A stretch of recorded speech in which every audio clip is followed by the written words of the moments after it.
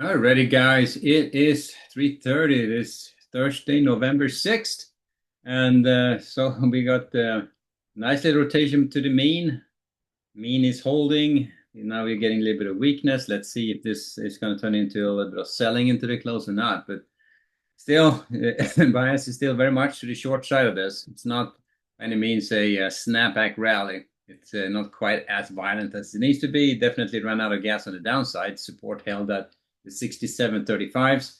It's an area we had in here since before, if you remember. It's been there for a while. Held again, and now we're back up here. Reverse retesting this edge. Nice ledge at 67.80. That was our breakdown point, if you wish, this morning. So then we start taking that edge out. That's why we start leaning in on the short side, and you can see it right back up here. Reverse retesting that one, and so far, kind of backing off, but I wouldn't count them out just yet. So eventually, we're going to get some bargain hunting kicking in. Some of these stocks, it doesn't look like much in the bigger market, in the bigger picture on the market here. The capital flow hasn't turned negative in terms of shifting our bias. It says that it is kind of backing off enough. They start taking out these lows, start trading back down into this lower range. I probably had to shift the bias on the capital flow, but right now it looks to me like an orderly sell-off, and we may very well see a bargain hunting start kicking in short order. Some of these stocks, high-flying stocks, has been knocked down pretty hard, so I would consider this so far an orderly sell-off, not by any means a crazy flat-out. It's more of a risk of elevated down kind of a day, but not flat-out panic, So I would start off range bound. I would keep the bias to the downside in the overnight, looking to sell strength at 67.80. Maybe up to the 67.90s for rotations down. The trade above both these levels, you're back on the long side. But at this point, I would say that we are definitely still biased to the downside. And then we'll see. If we get selling and new lows going into the close, that can happen. I mean, we have 10.5 hours left. They can run this right back here to the lows and then start extending to the downside. We are technically still in a level, in an extension to the downside. You can see these 3 days. Still a move out of the middle to the downside. Every day has retraced, has extended to the downside, but they retraced pretty freaking hard. So I would just say that it's getting bought, but they're still net selling, put it that way. So let's see how this ends up closing. If they close on the upside and we get another nice bargain hunt going into the close, it just tells you that these dips are getting bought. And even if we get some further weakness, so range bound, starting off from the bias to the downside, looking to sell again 67.80s and 90s, above 90s, take off the long bias or short bias, go back. Range bound, we even start thinking retracement trade.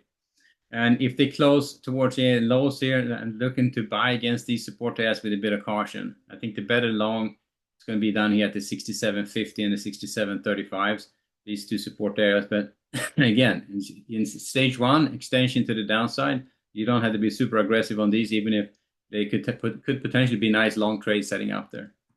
That is the ES going into the overnight. Now, tomorrow we have the employment situation. Not. We should have gotten it, but we're not going to get it. Consumer sentiment at 10. And yeah, so the only news I think we got here this morning was, nothing on productivity. Yeah, nothing came out here except the job cut report, which was terrible. Looking at the NASDAQ and the bond market, interesting dynamic on the bond market. It almost feels like a little flight to safety move right now. They traded back up again. And usually, I mean, the lack of trading up here in the last couple of days, it kind of got us thinking that it may not that big of a deal. But the move higher on the bonds just implies kind of a risk-off kind of day, that the rotation into bonds, maybe they're preparing for something bigger. So we may have some more downside to go. We'll find out here tomorrow or how this ends up closing. But right now, the bond market is to the upside, and I would start off with a slight bias to the upside, looking to buy weakness. I had one trade on the bond market early on today. On the bonds, it was here right at the open, before the open. Nice lay, the stalled pretty good here at the 1702. You were at levels right there at resistance. Great setup, but it did not work, and I scratched that trade before it ended up getting me in trouble. That was on the bond market. I did not engage it since. Days like that, if it's not going to fail and you get this grind to the upside, it get pretty gnarly to get in and stay in. I mean, you got a few trade retest failures here where they backed off a little bit. So Sometimes they work, and this morning wasn't too good. But I would start off buying weakness against that 17 5 to 6s, the 17, that single print A print could be a nice long trade setup. Rotations back up. If the trade below that single print A, you're back range bound again. On the Nasdaq, that's also one of those things. I had one trade on Nasdaq this morning, one and done, $138 on that initial rundown here. I showed you that before, and that was pretty gnarly. I ended up, you saw this body started trading this higher pretty good. Looked to me like they were going to try to run up the mean. Then they have to knock this whole thing right on its head. And you could see how the volume just kicked in, how much selling kicked on there. And so I tried a short trade, not against my better judgment on the way down, the momentum trade. Did not get shaken out. I got a little bit lucky on that one, and you can see a quick $138. I exited at the support area, and I was assuming that they were going to hold and potentially stay more range bound, but didn't expect a massive risk off like we got. So, but you kind of had to make that call when you get it. So I got out in that BC shit roundabout here, this 520s. It was roundabout here. Is where I got out. But they took it quite a bit lower, and now they're retracing as well on the Nasdaq. So Nasdaq is also in a spot where we're going to start off with a bias to the downside. I think I got out at the at this level here. I believe the 520, 530, this area of support before C print kicked in, because I was expecting that C print to start retracing, and it did not. They just kept going. So I was out at that point. But as you can see, we extended to the downside. We are definitely a risk-off mode on the Nasdaq. This volume edge we are trading at right now, if they can hold that one, we may be in a good spot to potentially hold the range.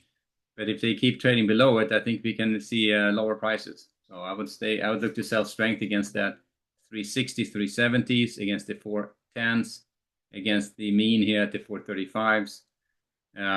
Probably waiting until they start taking out the 490 and the 520 to 30 here, these two resistance areas, before I start thinking anything positive about the upside on the Nasdaq.